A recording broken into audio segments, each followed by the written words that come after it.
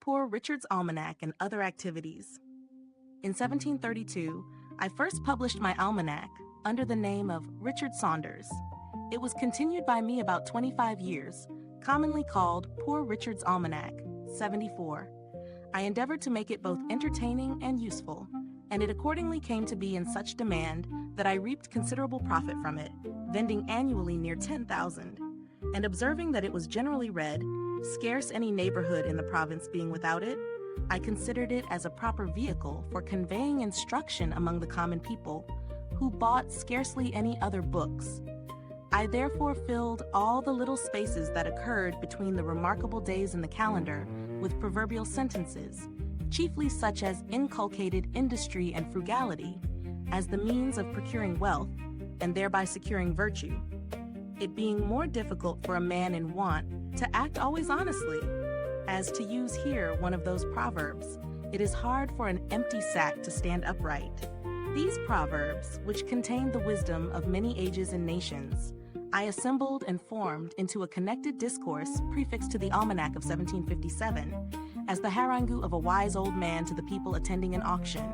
The bringing all these scattered counsels thus into a focus enabled them to make greater impression. The piece, being universally approved, was copied in all the newspapers of the continent, reprinted in Britain on a broadside, to be stuck up in houses. 2 translations were made of it in French, and great numbers bought by the clergy and gentry to distribute gratis among their poor parishioners and tenants. In Pennsylvania, as it discouraged useless expense in foreign superfluities, some thought it had its share of influence in producing that growing plenty of money, which was observable for several years after its publication.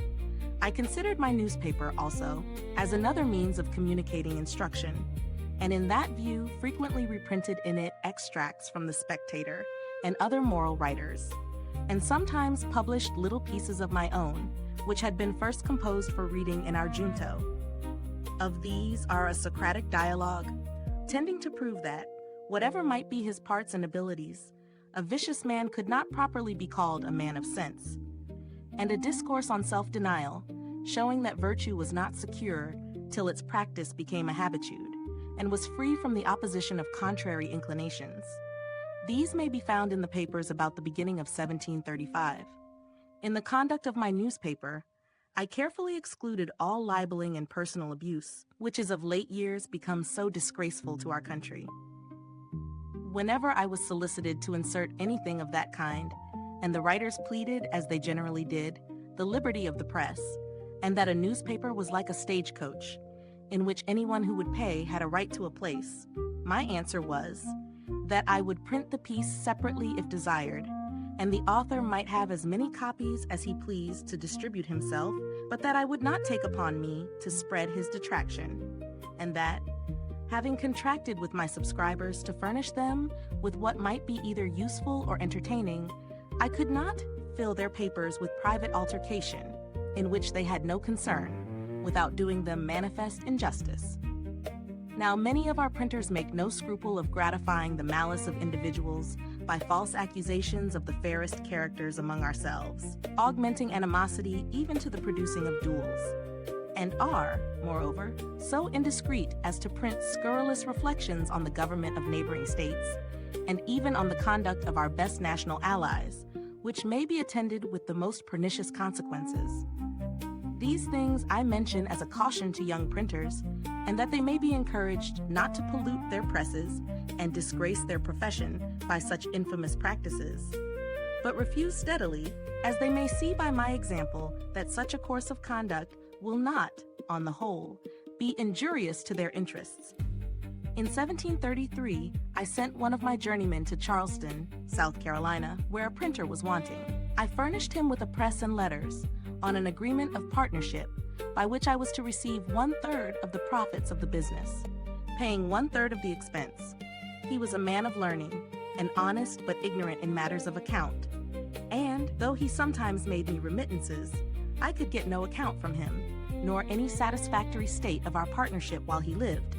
On his decease, the business was continued by his widow, who, being born and bred in Holland, where, as I have been informed, the knowledge of accounts makes a part of female education, she not only sent me as clear a state as she could find of the transactions past, but continued to account with the greatest regularity and exactness every quarter afterwards, and managed the business with such success that she not only brought up reputably a family of children, but at the expiration of the term, was able to purchase of me the printing house and establish her son in it. I mention this affair chiefly for the sake of recommending that branch of education for our young females, as likely to be of more use to them and their children, in case of widowhood, than either music or dancing, by preserving them from losses by imposition of crafty men, and enabling them to continue perhaps a profitable mercantile house, with established correspondence, till a son is grown up fit to undertake and go on with it, to the lasting advantage and enriching of the family. About the year 1734, there arrived among us from Ireland a young Presbyterian preacher, named Hemphill, who delivered with a good voice and apparently extempore most excellent discourses, which drew together considerable numbers of different persuasions, who joined in admiring them. Among the rest, I became one of his constant hearers, his sermons pleasing me, as they had little of the dogmatical kind, but inculcated strongly the practice of virtue, or what in the religious style are called good works. Those, however, of our congregation, who considered themselves as orthodox Presbyterians, disapproved his doctrine, and were joined by most of the old clergy, who arraigned him of heterodoxy before the synod. In order to have him silenced, I became his zealous partisan, and contributed all I could to raise a party in his favor, and we combated for him a while with some hopes of success.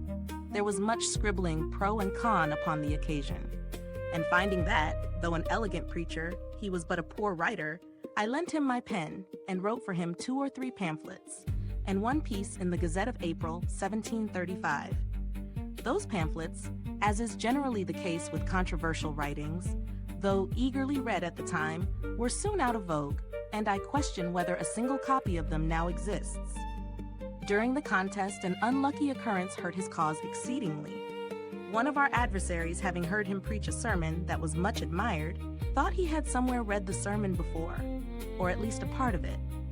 On search, he found that part quoted at length in one of the British reviews from a discourse of Dr. Foster's, 77. This detection gave many of our party disgust, who accordingly abandoned his cause and occasioned our more speedy discomfiture in the synod. I stuck by him, however, as I rather approved his giving us good sermons composed by others than bad ones of his own manufacture, though the latter was the practice of our common teachers. He afterward acknowledged to me that none of those he preached were his own, adding that his memory was such as enabled him to retain and repeat any sermon after one reading only. On our defeat, he left us in search elsewhere of better fortune, and I quitted the congregation, never joining it after, though I continued many years my subscription for the support of its ministers. I had begun in 1733 to study languages. I soon made myself so much a master of the French as to be able to read the books with ease. I then undertook the Italian. An acquaintance, who was also learning it, used often to tempt me to play chess with him. Finding this took up too much of the time I had to spare for study, I at length refused to play any more, unless on this condition that the victor in every game should have a right to impose a task, either in parts of the grammar to be got by heart, or in translations, etc., which tasks the vanquished was to perform upon honor before our next meeting. As we played pretty equally, we thus beat one another into that language. I afterwards, with a little painstaking, acquired as much of the Spanish as to read their books also.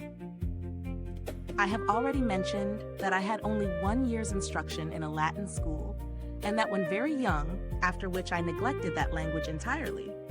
But when I had attained an acquaintance with the French, Italian, and Spanish, I was surprised to find, on looking over a Latin testament, that I understood so much more of that language than I had imagined, which encouraged me to apply myself again to the study of it, and I met with more success, as those preceding languages had greatly smoothed my way.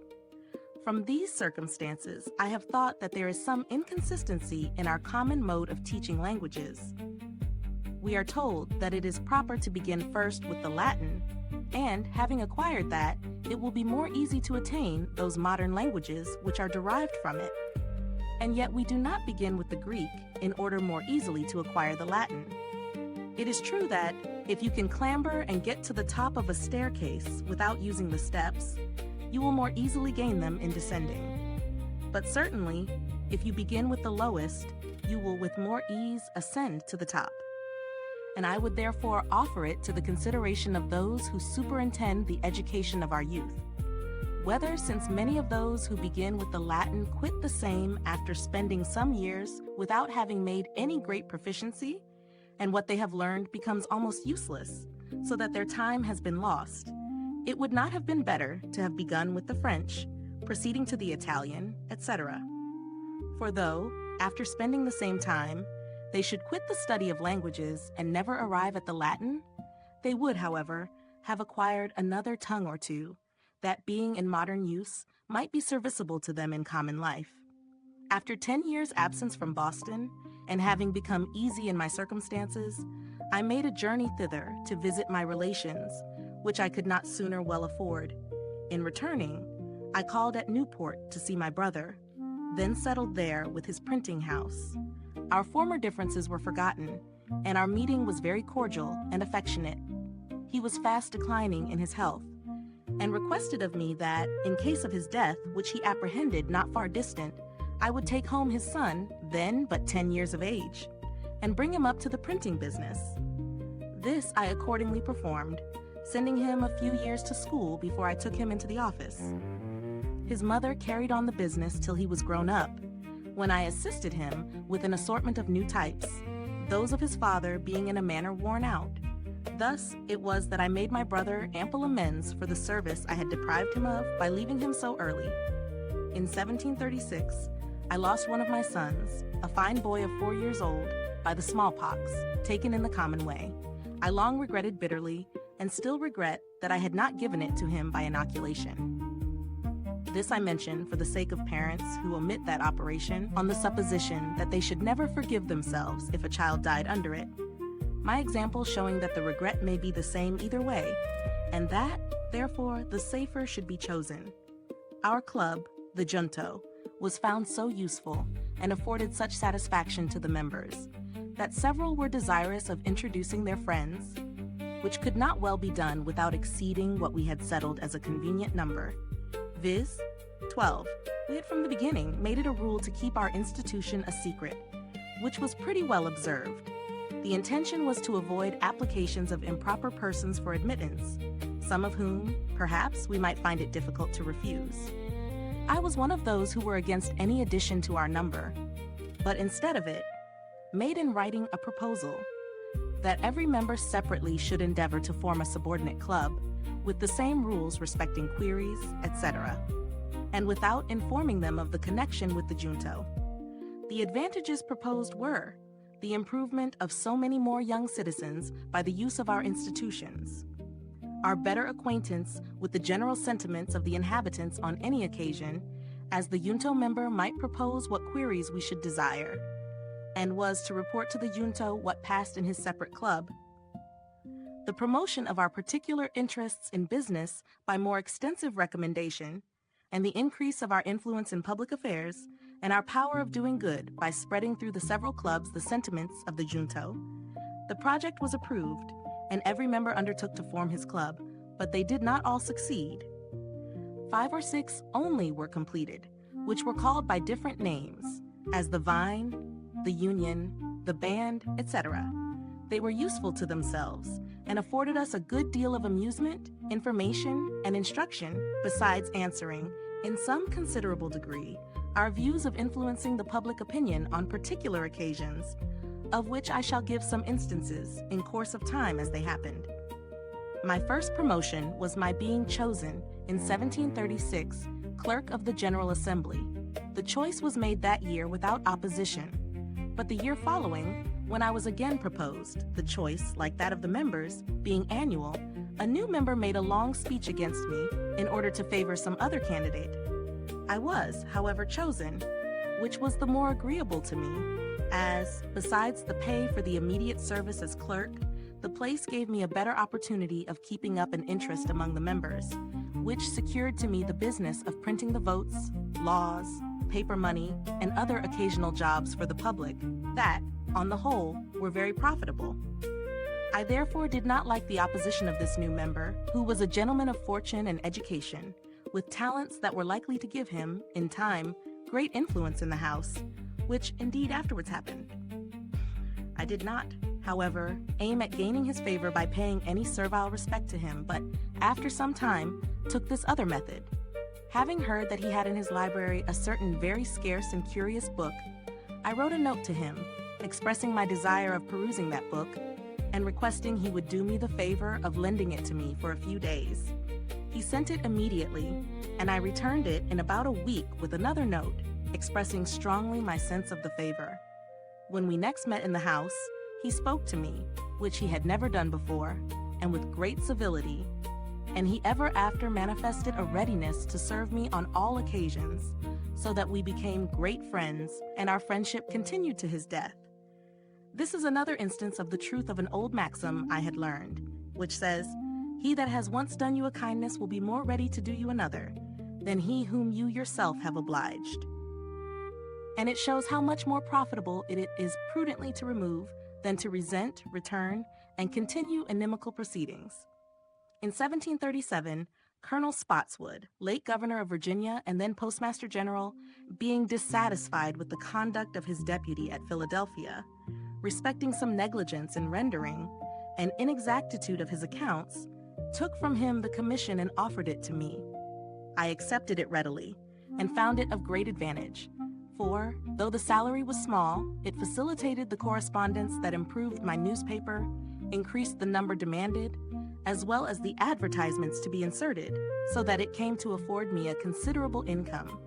My old competitor's newspaper declined proportionately, and I was satisfied without retaliating his refusal, while postmaster, to permit my papers being carried by the writers. Thus he suffered greatly from his neglect in due accounting. And I mention it as a lesson to those young men who may be employed in managing affairs for others, that they should always render accounts and make remittances with great clearness and punctuality. The character of observing such a conduct is the most powerful of all recommendations to new employments and increase of business.